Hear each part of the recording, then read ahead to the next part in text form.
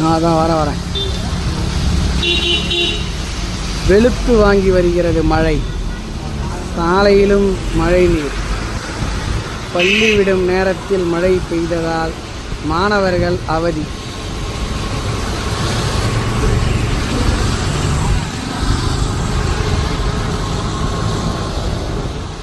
இடி மின்னலுடன் வெளுத்து வாங்கி வருகிறது.